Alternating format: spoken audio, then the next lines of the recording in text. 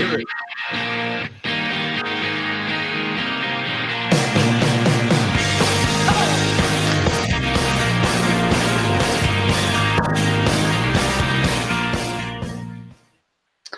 You're listening to Talking Hoosier Baseball, a podcast by fans from the IUBase.com website for anyone wanting more info on Indiana University baseball. Today is Wednesday, April 24th, 2019. I'm Josh Bennett, joined by stats guru Cassidy Palmer, master of the RPI Carl James, and the man who loves to yell, "It hit the chalk," every time he attends a game at Victory Field, Mr. Chris Feeney. Well, the Hoosiers got last week off, started on the right foot in the midweek against Ball State at the Bart, with a low-stress slugfest in which 5 different Hoosiers went yard, including Sam Krales first as a Hoosier. Scotty Bradley, Matt Gorski, and Grant Richardson each had multi-hit games, while Tommy Summer was strong, allowing only 2 runs, which, as Coach Mercer said post-game, probably should have been prevented in his 6 innings of work. Matt Litwicki and Austin Long closed the 14-3 win by allowing just 1 hit in 3 innings combined. Then this weekend provided a Big Ten matchup up in East Lansing against the Michigan State Spartans. Their first ever Big Ten game under the lights, as they just got those installed this season. And as usual on Friday night, Paulie Milto was, as Aaron Fitt would say, the Gator wrestler he always is on the mound, and went 7 strong innings while allowing 4 runs, no walks, 7 Ks, and picked up his 6th win in the season. 6 Hoosiers had multi-hit games: Ashley, Gorski, Bradley, Richardson, Dunham, and Cross. Braden Scott and Austin Long finished out the game by striking out 5 Spartans and not giving up a run in the 13-4 IU romp. Saturday ended up being a rainout, setting up an Easter Sunday doubleheader. In Game 1, Tanner Gordon was absolutely rolling before being hit by a comebacker in the 5th inning. He did finish the inning, but did not come back out for the 6th. The Hoosiers managed to take a 3-0 lead into the bottom of the 7th with Justin Walker's first home run of the season. But unfortunately, the Spartans were able to rally for 5 runs in the bottom half of that 7th, and the Hoosiers were unable to get anything going on in the 8th or 9th, and took a 5-3 loss to set up the rubber match for the second game of the doubleheader. The Bats came back to life in Game 2 as Drew Ashley led off with a double, and Matt Gorski made sure starter Andrew Sal-Frank would have the lead as he took the mound by hitting an opposite field home run. Sally was as outstanding as he has been for the last month and a half, allowing just 2 hits and 1 run in his 7 innings on the mound. He also managed 11 strikeouts for the game, making that the 4th consecutive time out with a double-digit strikeout. Walker and Cross would join Gorski by hitting a home run later in that game. Bradley, Lloyd, and Gorski each had multi-hit games in the 11-2 Hoosier win to take the series. On Monday, the 3 most prominent baseball media outlets ranked the Hoosiers in the top 25, with D1 Baseball having the Hoosiers at 23. So that's our recap, and that will bring us to our highlight segment of the week. I'll kick it off. And I know there was a ton of offense this last week, but I'm going to go with the leather that was being flashed around the Bart last Tuesday night. Cole Barr had incredible diving stops on back-to-back plays and managed to get to his feet and get the out at first both times. Matt Gorski had an outstanding sliding catch in the left center field gap. And the best to me was Grant Richardson's head first all-out catch down the right field line. I know the play didn't quite end there, but what a grab. Just an amazing display of athleticism all over the field that night. So, Cass, what's your Hoosier highlight of the week? For me, it wasn't any one particular thing, but just being able to bounce back from that tough loss in the first game on Saturday to take the series, which they needed to do. Team wouldn't be ranked, wouldn't be in the hosting discussion if they had dropped a series to Michigan State. So being able to handle that little bit of adversity was really, and to do it in dominating fashion, 11-2 after that was really good to see, and to see it immediately. And I think that helps long term. So Chris, what was your highlight this week? Well, for me, it absolutely was one thing. I'm going to go with the home run over the video board, the grand slam by Matt Gorski. I mean, you go to a ball game, they say you might never know what you're going to see. There are games that you remember at the Bart, and plays you remember at the Bart, you're going to remember for a long, long time. I remember Schwarber broke up a no-hitter in like the top of the ninth one night with a shot to the wall, and this kid was throwing great. We came back and won it in a walk-off. I think it was Will Height possibly that won it. The Miller and Sowers back-to-back home runs. That's something I'm always going to remember. And I'm always going to remember when Matt Gorski came up and cracked the ball over the video board. Because I don't think too many more people are going to do it. It's definitely my Hoosier highlight. What a moment. We had just put out a poll, who's going to, win the home run race. Is it going to be Barr? Is it going to be Gorski? Is it going to be Lloyd?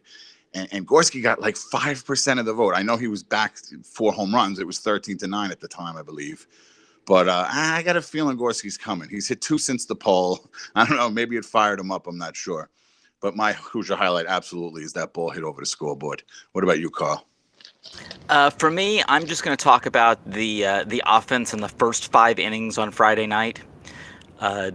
Going back, actually years, the Hoosiers, and particularly the last few weeks, the Hoosiers had struggled a bit in facing a team's best starter on Friday night. And the Hoosiers jumped out. They got 4 runs in the first 4 innings, and then eventually managed to run the starter.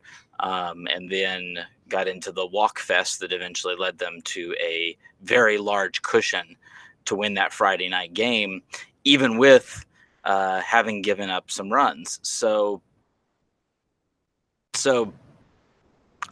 for me, it's that kind of psychological breaking through that. Okay, after a couple of weeks of just not giving Paulie Milto run support, they've now had a couple of weeks where they've given him run support.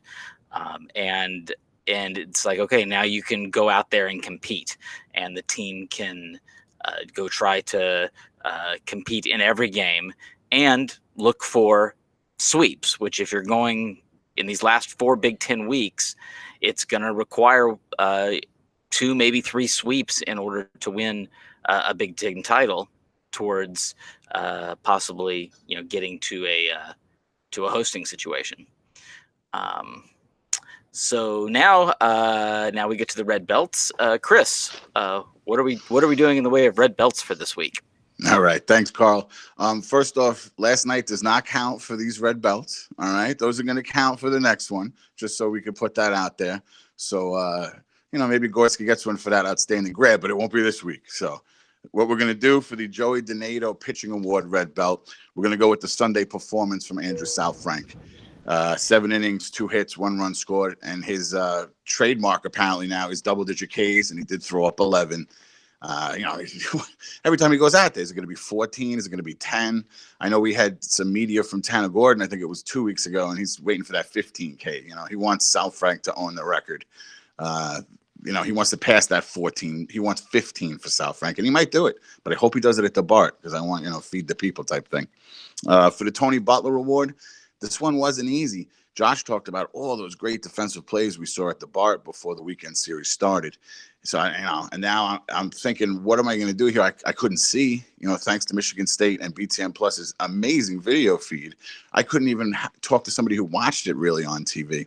So I reached out to Greg Murray, who I knew had a great view of the Grant Richardson catch on the hill. And let's see if we can quote him, because he actually gave me a pretty good quote. Really impressive. He got put on an awkward angle with the hill, and he made it look routine. So for the defensive red belt to Tony Butler, we're going to go with Grant Richardson for his catch on the hill. That's a special play. And from the sound of Greg's voice, and that's why I reached out to him, because I had a feeling it really was a special grab. So he gets the red belt for that one. And for your Alex Dickerson Award, this one really wasn't that hard to do. Matt Gorski went 9 for 17 by my math. I'm not Cassidy. I could be a little off there. 2 homers, 10 RBIs. He had 2 4 RBI games. He had 4 walks. He scored 6 runs. And this is not including last night. This is just the other 4 games. At one point, he went 5 at-bats with it. Nobody could get him out. He hit the bomb over the scoreboard, 3 more hits. Then he walked. And then somebody finally got him out after a while. And he even threw in a steal. His 14th steal, which leads the team. So Gorski really fills up the stat sheet, which we know he does. But, he felt like we hadn't heard from him in a while, right? And then he shows up in a big way this week. And he continued it last night. And I would expect for it to continue some more. So for the red belts for this week, for defensive, Grant Richardson on the hill. For Joey Donato, the pitching, Andrew Southfrank's Sunday performance, Easter Sunday. And for Dickerson, we're going Matt Gorski. Now, for this week, what we're going to do is we're going to transition from the red belts that were won this week over to some future Hoosiers that might be soon coming to the bar to win some red belts themselves. We talked about a few last week. And for today, I wanted to bring up Garrett Manis. Okay, this guy recently went 4 for 4 with 2 RBIs. He hit a triple. He's the leadoff hitter for his high school team in Munster High School. This guy has wheels, okay? He's an outfielder. He can cover a ton of ground. Believe it or not, he runs the 6.45 60-yard dash. That's an official time. I've heard a lot of people question. I read an article, and like he has to prove it to people that it actually happened.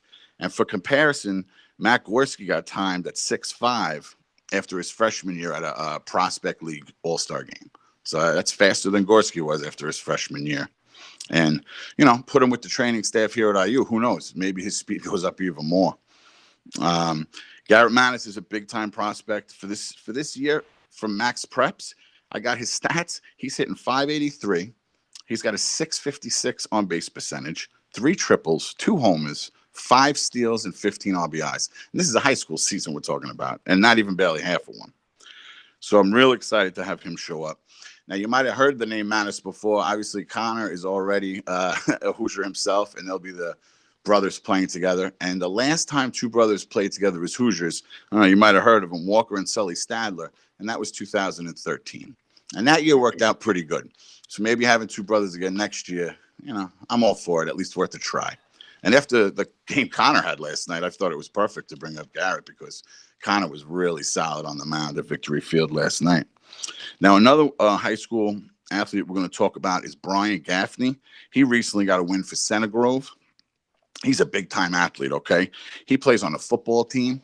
He's a running back. He's a defensive tackle. He led the team in tackles for a loss for the Center Grove football team. He tops out at about 93 miles an hour on the mound, 90 to 92. He's not a big guy. He's only 5'10", but listen, he brings it 93 miles an hour. He's actually the last recruit Jeff Mercer just recently picked up. I think it was during the Purdue game, so it might have got overlooked a little bit because of what was going on. But that's Brian Gaffney. He threw 5 innings in that game that he got the win. He got 9 strikeouts. And something to point out, his first start as a sophomore, when they finally moved him out of the bullpen to a starter, he threw a no-hitter, 11 strikeouts. So he kind of got jumped on the scene pretty quick for Center Grove. But it's also for football, though. If you Google his name into Twitter, more football stuff comes up. It's pretty wild. Long snapper, running back, and defensive lineman. Another high school information here. We got Jack Walker, Ethan Vacrumba, and Kip Fergis for the Indy Star Sports Awards on May 5th. They've been invited. Okay, they award the Players of the Year for each sport. Now, obviously, baseball won't be over yet, but they've still been acknowledged as one of the 6, I believe, nominees for that award. And should be a fun night. I heard Kip might not be able to make it, though. I heard actually the basketball banquet is that same night, so he might have to go to that. And you go to the state title game, you probably go to that, too. And finally, for high school, for me, this actually was an add-on. I didn't even know this was going to obviously happen. But last night, while Hoosier baseball was winning at Victory Field, Dylan Steele was at the BART winning the battle for the bypass for Bloomington North. He moves to 3-0 for the season. He had 8 strikeouts. He topped out at about 92 himself. And he only gave up, he gave up total 3 runs, but 2 runs and most of the hits were in the last inning when it seemed like he got a little tired. His 90s were turning into mid-80s from when I was reading in the Herald Times. So the closer came in to get the last out, and they wrapped it up. But Dylan definitely looks like a star. From reading the article in the Herald Times, he is so excited to hit IU, to hit the BART running. Should be good stuff. We also had Josh check out the Linton Miners Monday. So we're going to hear from Josh now. He can let us know how that game went. They showed up in his hometown of Bedford, so he went and checked it out. Yeah, I got to take advantage of both the night off from the podcast and then a short 15-minute drive from my house to head over to Bedford where the Miners were playing. I got to watch 2 future Hoosiers, Kip Foogers, as you had mentioned earlier, Chris, and then his teammate Josh Pine. Foogers played short and third during the game, and Pine was the starting pitcher and finished up the game at shortstop. I guess I picked the right night to go because both kids managed to blast home runs. And, yes, the ball definitely had that different sound and jump off the bat like you'd expect from a D1 level talent. The exciting thing to me is these guys both have more time to develop for getting to campus. Kip's a junior and Josh is just a sophomore, but I was really impressed with the way they handled themselves and performed. And I know the high school season is starting to kind of get towards the back half. Sectional drawings will be coming out here in a few weeks, but there's still plenty of opportunities, especially if you're around the Bloomington area, to get out and watch some of these future Hoosiers play. Dylan Steele, like you mentioned, Chris, is at Bloomington North. Casper Clark is at Columbus North. Ethan Vikrumba and Luke Hayden are at Edgewood. You can go to iubase.com and click the Future Hoosiers tab to get a full list of players all around the state. And I'd encourage you to look up their schedules and try to get out to a game to support them before the season ends. So, Chris, what do you have for an alumni update? We'll definitely have some alumni update. But, Josh, if they want to go to Florida and check out Ryan Fisher, they could do that too. You know, just hop on the plane and go watch some high school baseball in Florida or California. You want to go to California, go check out Brant Voth. You know, we're spread out pretty good this year. This isn't like the old days where everybody was coming from those 3 states. But get on a plane, go watch some high school baseball. We're going to switch over to the alumni. I wanted to thank Pro Bowl Hoosiers once again for hooking us up. He's gathered all the stats. He's able to let us know how these Hoosier alumni are doing in the minor and major leagues. Now, just to start off, Jonathan Stever and Logan Sowers, they had a little bit of a rough start. Maybe it was the transition to the step up to Kannapolis, but we got some good news. Stever got his first W this past week. 6 innings, just 1 run and 5 Ks. So I would think some good things are coming his way. Logan Sowers hit his first bomb for Kannapolis. So it's good to hear from these guys getting on the stats. We also have our leader in the minor leagues, pitching-wise, is Caleb Barriger, and that's the San Jose Giants. He's pitching to a 1.98 ERA. He's got 20 Ks over 13 innings. And another highlight just recently, Craig Dietolo for the Winston-Salem Dash. He's already hit his 3rd home run. So, I mean, who knows? Craig moved up to Double-A soon. His power numbers are showing, that's for sure. The highlight probably of our minor league Hoosier alumni, though, is Alex Dickerson. Big surprise, right? The Alex Dickerson Award. He's hitting .330. He's hit 3 home runs, 14 RBIs for the El Paso Chihuahuas. Now, San Diego Padres are actually in the race right now, which is, I don't know, surprising. Maybe some people had some faith in that when they got Machado and stuff. But I'd love to see them call up Dickerson and get him back to the majors, maybe even a division race. Who knows? Now, so Dickerson is definitely our highlight for the minor leagues. Our highlight for the major leagues, surprisingly, and let me tell you, if you had this in the beginning of the season, Josh Fegley. Okay, he has earned the starting job. We talked about this a few weeks ago, that was really his goal, to finally become a starter in the major leagues. And it's his. Manager has announced it. Everybody's talking about it. They did platoon for a little while, him and his backup, but this is Josh's job now for the first time. He left IU in 2009, got called up to the majors with Chicago White Sox in 2013, and he's played the backup role up until today. So he's worked real hard for this opportunity, and he's really doing well. He's got 3 home runs, 2 doubles. He's hitting .263. I don't know if a lot of people saw, there was a home run rob for Oakland over the weekend, and then the outfielder overthrew first base, and amazingly, the catcher was there to back it up and throw the guy out at second base, and that catcher was Josh Fegley. So his effort showed on that play. And he's not taking this for granted. Absolutely, Josh has been our highlight as far as Hoosier baseball alumni thus far this season.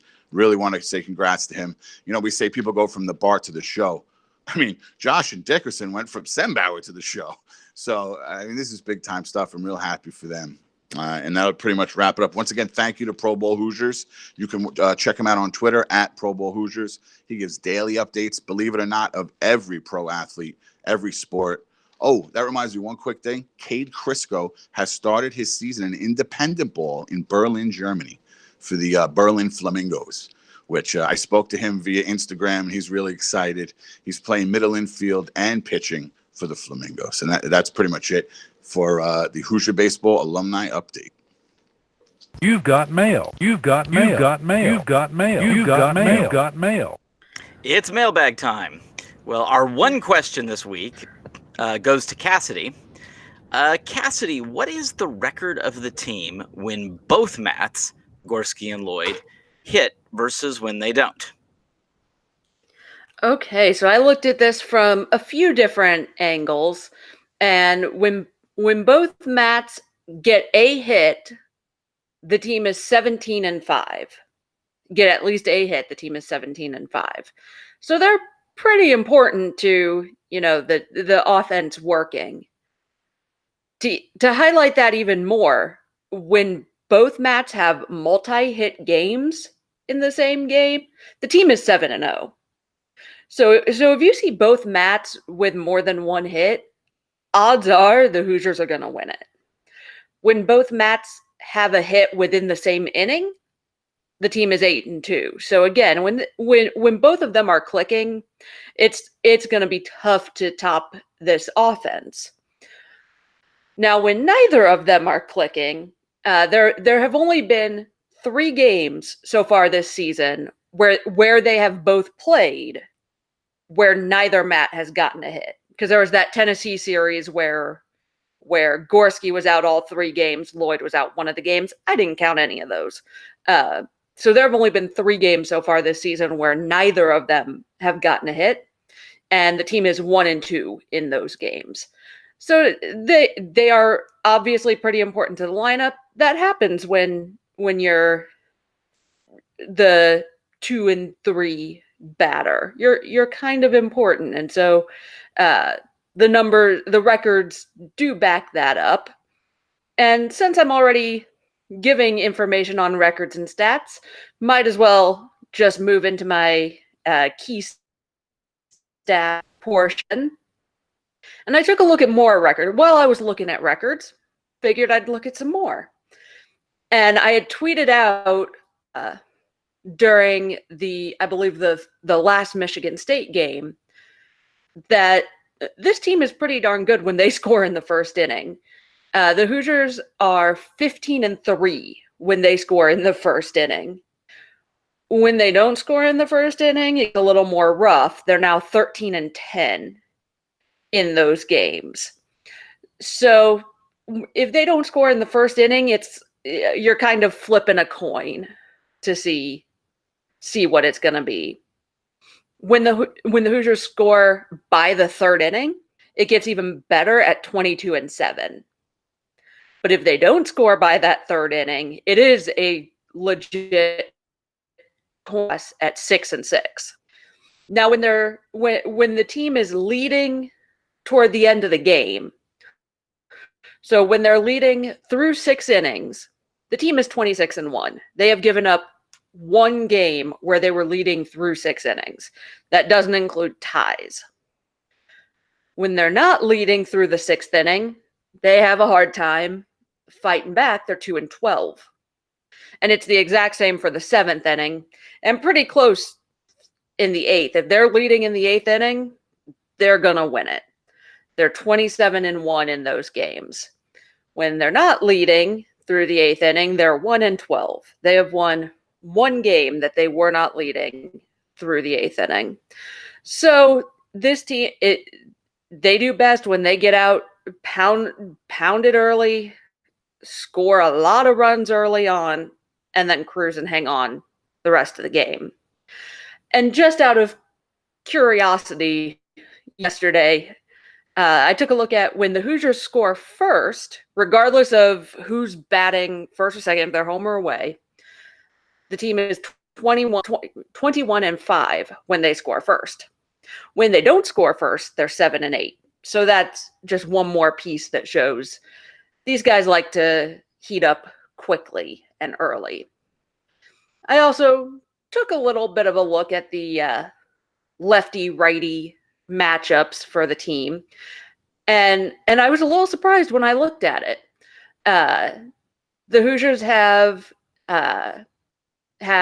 about double the number of plate appearances and at-bats versus right-handed pitchers compared to left-handed pitchers. That's nothing unusual.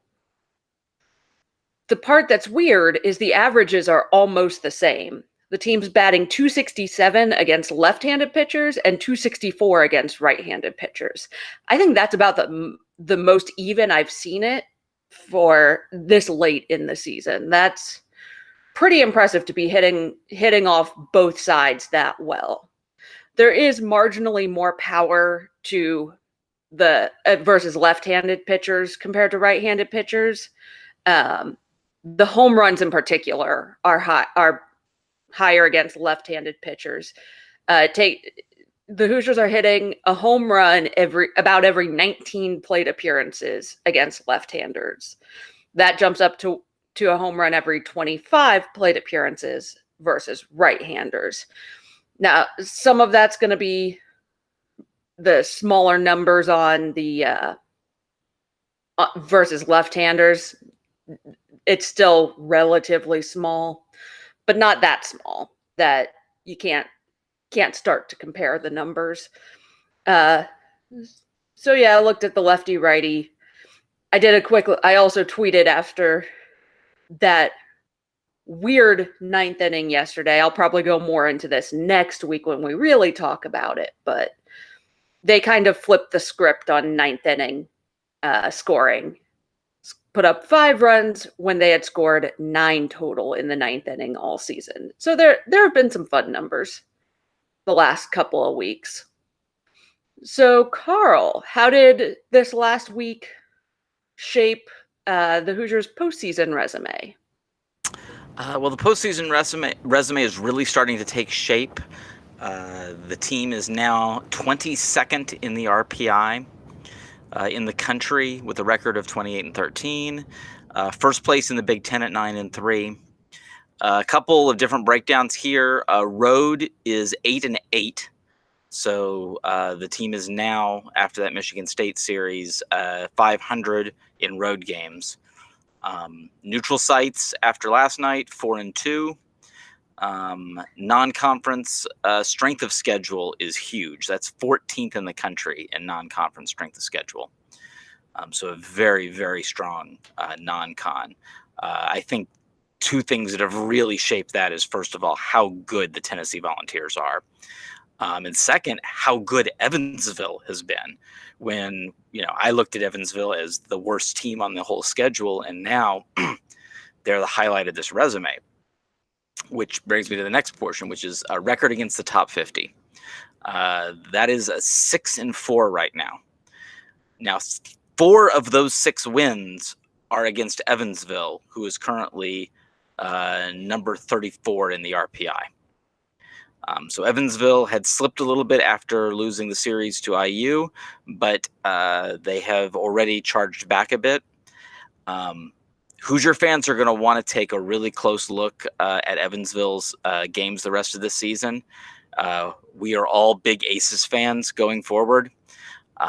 We want that team to finish in the top 50. We want those to be top 50 wins. And it's not going to be easy. They're probably going to have to win about 80% of their games going down the stretch to maintain a top 50 RPI. But it's doable, and this team has proven that they can win lots of games.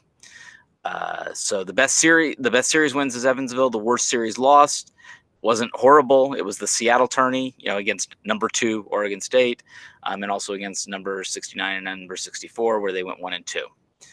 The best overall wins are Connecticut, the 4 against Evansville, and the midweek against Indiana State.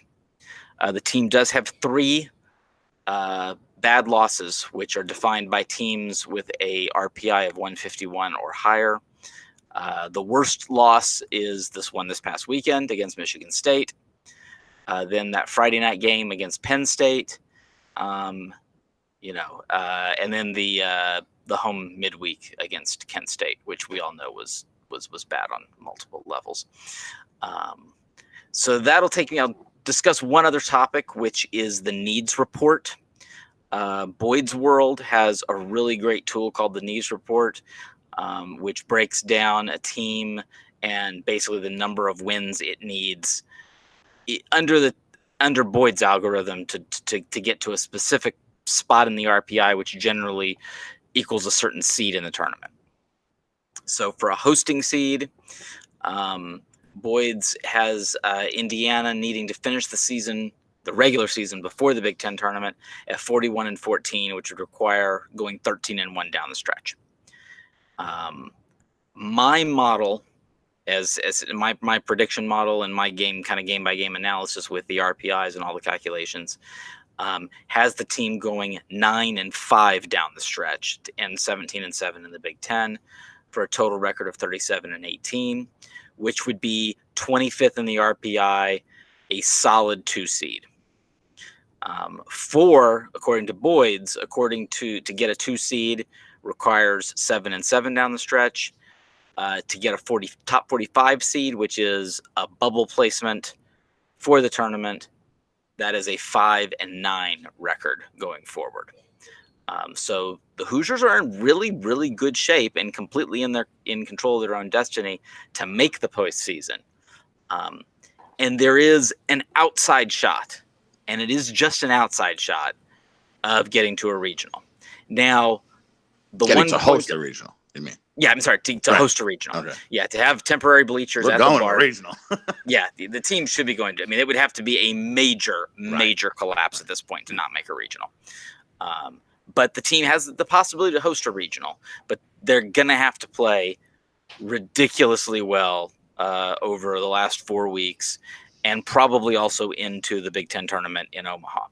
Those things are going to happen if this team expects to host. Now, I will pull back on that a little bit. 13-1 may not be required. Perhaps 11-3, as long as there's enough wins in the Big Ten conference to equal a Big Ten tournament, a Big Ten league title, and then win a couple of games, a couple of early games in particular in the Big Ten tournament. You pair a league title regular season with an RPI around 20. And not fall on their face in the Big Ten tournament, that might be enough to host. The Big Ten champion, I think this committee is gonna want to reward the Big Ten champion. They're gonna have to be close in RPI. It can't be 25. It's gonna have to be like a top 20 RPI. But I think that might be positioning for a 2 seed. Like if we are a very high RPI, like say 25, 26, and we finish out the 9-5 maybe that you spoke about, would that affect where we go? Like I don't want to go to Texas again. I see Louisville coming up. I see Vanderbilt coming up. Were they going to give us some kind of preference playing closer to home as a better 2 seed? There's one reason this team did not play close to home last year. Because we can afford a jet. The 2 reasons. That's a good one. That's a good one. No, because if you look at the map, there wasn't any place close to home. Right. So there's got to be teams that are earning regionals close by. Louisville is Louisville's gonna host. Barring Vandy, right? Vandy's relatively close. They're gonna host. That's close Tennessee is gonna host. Well, not right now. If the season ended today, Tennessee would be hosting. They're gonna have to do some work down the stretch in the SEC, but Tennessee may be hosting. And if we're on the higher end of the 2 seed, are we going to give some kind of preference, or how do you think this is going to work out? No, there's no. It's going to be the way I see it is regional is set first. So basically, they're going to try to place teams that are close by first.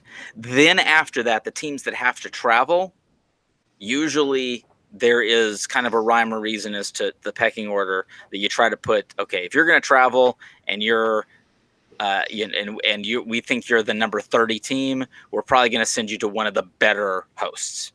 Okay. But because you look at when IU went to Texas, the other 2 teams, the 3 and the 4 seed, were both Texas teams. Yeah, and the 3 seed was SEC. Yeah, who had a hosting level RPI. Yeah. So I at least get a better regional this year. Last year that was a rough region, even though we got to the regional final. I mean, we did it. We knocked out Texas A&M. But send us somewhere better. Yeah, but then it's all about who's hosting nearby. One that you might not think about: West Virginia is in play for a host this year. So there's a lot of opportunities out there. And I would think that you look at the national publications, Louisville tends to pop up a lot. I think they popped up in my last algorithm. So, Louisville is a legitimate possibility because it's of how close Indiana is. But see, could that hurt Louisville because we're so good? They're not going to put us there because it's not fair to them. No, that doesn't matter. Okay, that's what I'm trying to ask. All right. Yeah, nope. You're a 2 seed. You're close. You're going. And that would apply to Vanderbilt also. Right. Now Now let's say there's something that could make that distinction, Chris, Mhm. which is, let's say Evansville is a 2 seed. If Evansville is a but 2 seed, then they're going to Louisville because we can and afford a jet. That part I know. exactly. Right. That's where the I don't jet like thing will that come part of into this. place. I do not like the part of this. Right. So that's, if Evansville or Indiana State are in the mix, they're more likely to stay as mid-majors. They're more likely to get priority to stay close. But there aren't going to be a ton of 2 seeds close to Louisville. That's what's figuring that out. But it's just one of those things that it's where teams land, and this can change all the way up to Selection Monday. And then you also sometimes just have head scratchers like Wright State going to Stanford last year. It's just stuff like that happens. So, yeah. Well, the Hoosiers have already played this week's midweek, and next week is finals. So all eyes are on the weekend series against Minnesota. And Josh has our preview. Thanks, Carl. Yeah, this weekend the Hoosiers will be at the BART for a very important Big Ten series against the Minnesota Golden Gophers. Minnesota stands at 17-20 overall, 7-5 in the Big Ten with an 8-9 road record. They start off slowly at 2-11, but picked it up a little bit to get to that record now. But they're coming off of losing 2 of 3 at home to Oklahoma this last weekend. Last year, they swept us in a crushing series in Minnesota. And the year before, they handed us 2 losses at the Big Ten tournament when it was here at the BART.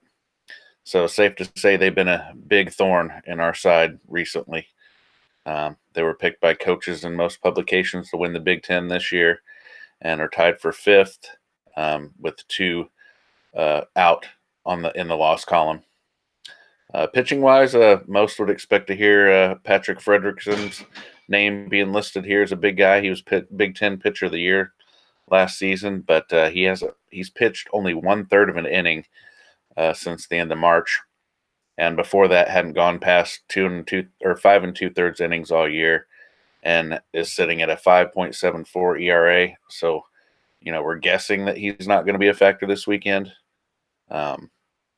Former closer Max Meyer has been the Friday night guy this season and is actually the DH on days when he's not pitching. He's hitting .283 with a home run and 4 doubles and 12 RBI, which isn't incredible, but what he's done on the mound has been. He has a 1.93 ERA over 56 innings with 60 strikeouts and only 15 walks.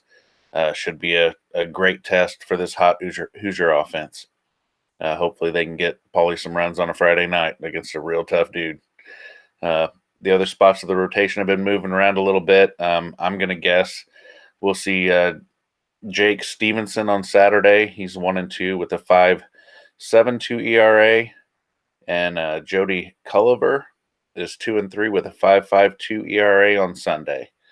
Out of the pen, we should see plenty of right-handed pitcher Brett Schultz.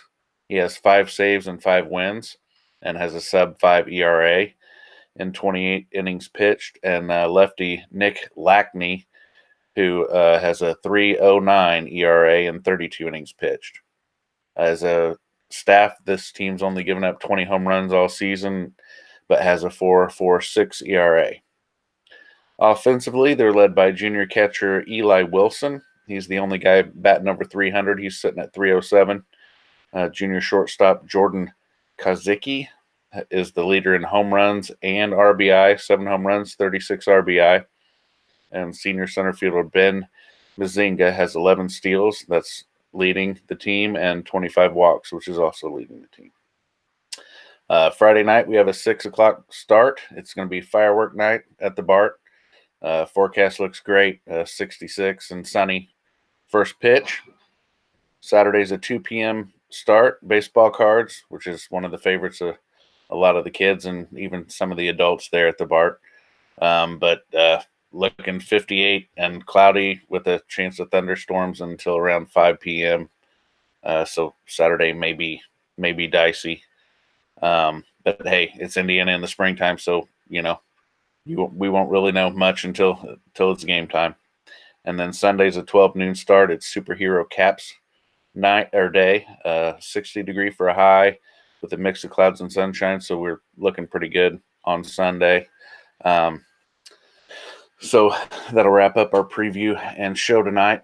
One thing of note is after this weekend, you only have 4 regular season home games to come out to the BART to cheer on the Hoosiers. So, it's time, if you haven't been out, it's time to get out there and show them support.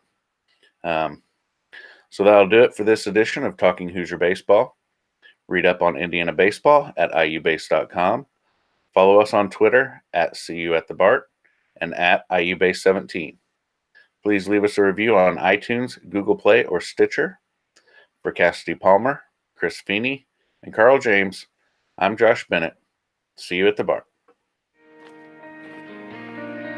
I'm going back to Indiana now to see my baby in her evening gown. And even